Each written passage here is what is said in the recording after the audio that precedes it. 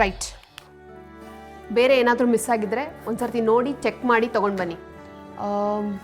ಮಣ್ಣಿನ ದೀಪಗಳು ತನ್ನಿ. ಕಿಚನ್ ಡಿಪಾರ್ಟ್ಮೆಂಟ್ನವರು ನೈವೇದ್ಯ ಒಂದನ್ನು ಬಿಟ್ಟು ಇನ್ನು ಮಿಕ್ಕಿದ್ದೆಲ್ಲ ನೀಟಾಗಿ ರೆಡಿ ಮಾಡಿರಲಿ. ಅದನ್ನು ಪ್ರತಿ ವರ್ಷದ ಥರ ಏಜನೆ ಮಾಡ್ತಾರೆ.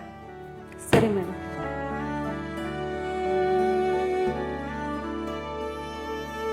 ಅಲ್ಲ ಅಕ್ಕ, ಏಜೆ ಮದುವೆ ಆದಮೇಲೆ ಅವ್ರಿಗೆ ಹೆಂಡತಿಯಾಗಿ ಬರೋರಿಗೆ ಎಲ್ಲ ಜವಾಬ್ದಾರಿನೂ ಒಪ್ಪಿಸ್ಬಿಟ್ಟು ನಾವು ನೆಮ್ಮದಿಯಾಗಿರೋಣ ಅಂತ ಕನ್ಸ್ಕೊಂಡಿದ್ವಿ.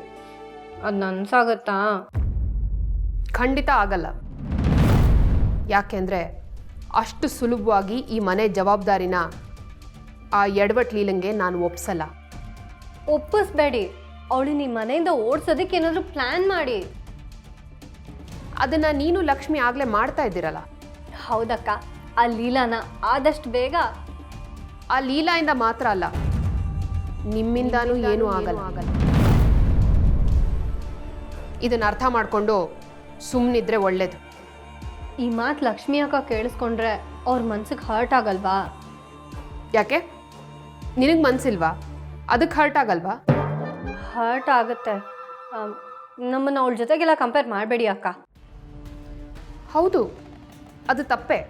ಯಾಕೆಂದರೆ ಆ ಲೀಲಾ ನಮ್ಮೆಲ್ಲರನ್ನು ದಾಟ್ಕೊಂಡು ಏಜೆ ಕೈಯಲ್ಲಿ ತಾಳಿ ಕಟ್ಟಿಸ್ಕೊಂಡು ಅವಳಿಂದ ಏನು ಬೇಕಿದ್ರೂ ಮಾಡೋಕ್ಕಾಗತ್ತೆ ಅನ್ನೋದನ್ನು ಪ್ರೂವ್ ಮಾಡಿದಾಳೆ. ಆದರೆ ನಿಮ್ಮಿಂದ ಏನೂ ಆಗಲಿಲ್ಲ.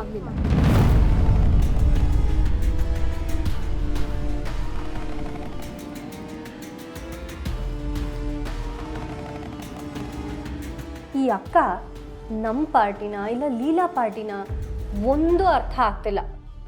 ಇವ್ರು ಸಾವಾಸ ಬಿಟ್ಟು ಲಕ್ಷ್ಮಿ ಅಕ್ಕನ ಜೊತೆ ಸೇರಿಕೊಂಡು ಏನಾದರೂ ಪ್ಲ್ಯಾನ್ ಮಾಡಬೇಕು. ಲಕ್ಷ್ಮಿ ಅಕ್ಕ ಎಲ್ಲಿ ಹೋದ್ರು?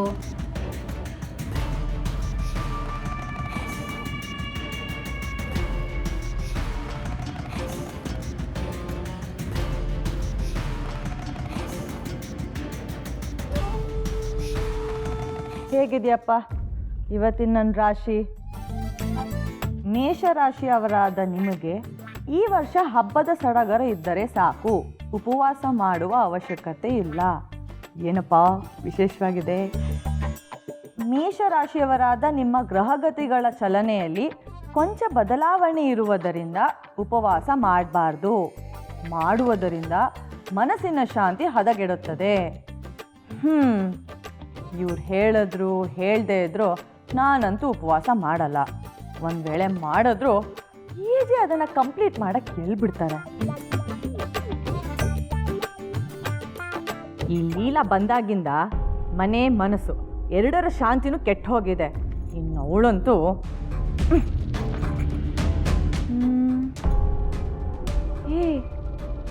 ಲೀಲಾ ಲಕ್ಷ್ಮಿ ಎರಡರ ರಾಶಿನೂ ಒಂದೇ ಅಲ್ವಾ? ಮಹರ್ಷಿಗಳ ಹಿತನುಡಿನ ಲೀಲಾ ಮೇಲೆ ಪ್ರಯೋಗ ಮಾಡಿದ್ರೆ ಹೇಗಿದ್ರು ದೀಪಾವಳಿ ದಿನ ಈಜೆ ರೂಲ್ಸ್ನ ಯಾರು ಬ್ರೇಕ್ ಮಾಡಿಲ್ಲ. ಆ ಧೈರ್ಯನೂ ಯಾರಿಗೂ ಇಲ್ಲ. ಅದನ್ನ ಲೀಲನ್ ಕೈಲಿ ಮಾಡಿಸಿದ್ರೆ ಆಗ ಏಜೆ ಕೋಪನ್ ಮೂರನೇ ಕಣ್ಣು ಓಪನ್ ಆಗುತ್ತೆ. ಆಗ ಲೀಲನ್ ಗತಿ. Yes, thank you thank you thank you thank you ಗುರುಗಳೇ.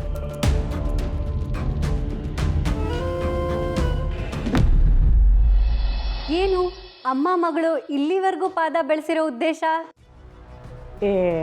ಅದೇನು ಹೀಗೆ ಕೇಳ್ತಿದ್ಯಾ ಸರು? ಮಳೆ ಭೂಮಿ ಮೇಲೆ ಬೀಳ್ದೆ ಇನ್ನೆಲ್ಲಿ ಬೀಳಕ್ಕೆ ಸಾಧ್ಯ ಹೇಳು? ಇದವ್ರ ಮಗಳ ಮನೆ, ಪಾಪ ಮಗಳನ್ನ ನೋಡಬೇಕು ಅನ್ಸಿರುತ್ತೋ ಏನೋ, ಅದಕ್ಕೆ ನೋಡ್ಕೊಂಡು ಹೋಗೋಣ ಅಂತ ಬಂದಿರ್ತಾರೆ. ಎಲ್ಲ ನಾಟಕ ನಮಗೆ ಗೊತ್ತಿರೋದೇ ಅಲ್ವಾ?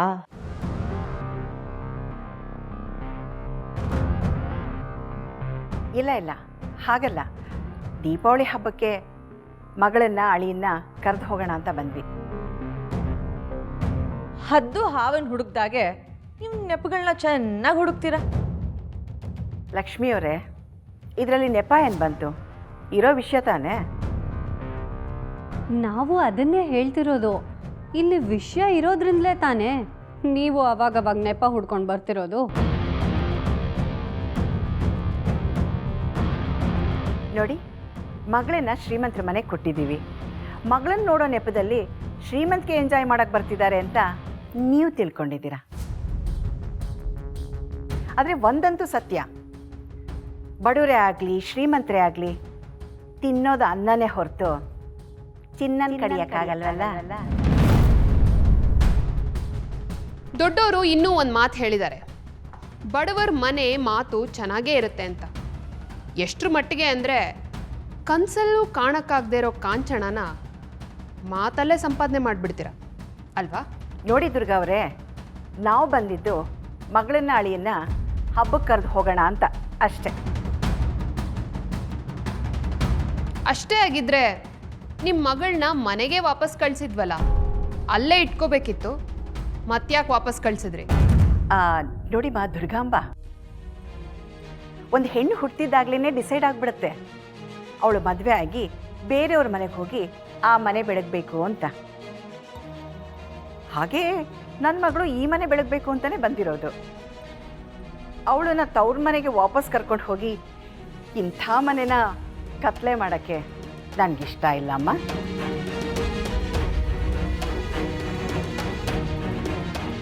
ಅದಕ್ಕೆ ಹೇಳಿದ್ದು ಬಡವರ ಮನೆ ಮಾತು ತುಂಬ ಚೆನ್ನಾಗಿರುತ್ತೆ ಅಂತ.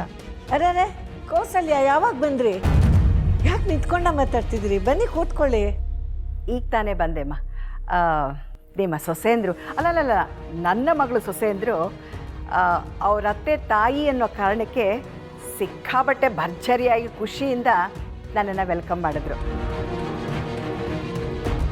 ಅವ್ರ ಮರ್ಯಾದೆ ನೋಡಿ ಖುಷಿನಲ್ಲಿ ಕಳೆದೋಗಿ ನಿಂತ್ಕೊಂಡ್ಬಿಟ್ಟಿದ್ದೀನಿ.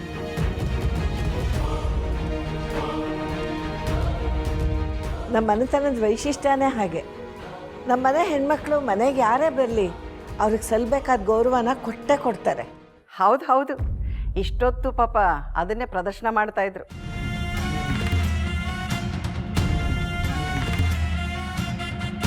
ಅಕ್ಕ ಎಲ್ಲಿದ್ದಾಳೆ? ಮೇಲೆ ಇದ್ದಾಳೆ. ಅಮ್ಮ, ನಾನು ಹೋಗಿ ಅಕ್ಕನ ಮಾತಾಡ್ಸ್ಕೊಂಡು ಕರ್ಕೊಂಬರ್ತೀನಿ. ಬನ್ನಿ ಕೌಸಲ್ಯ.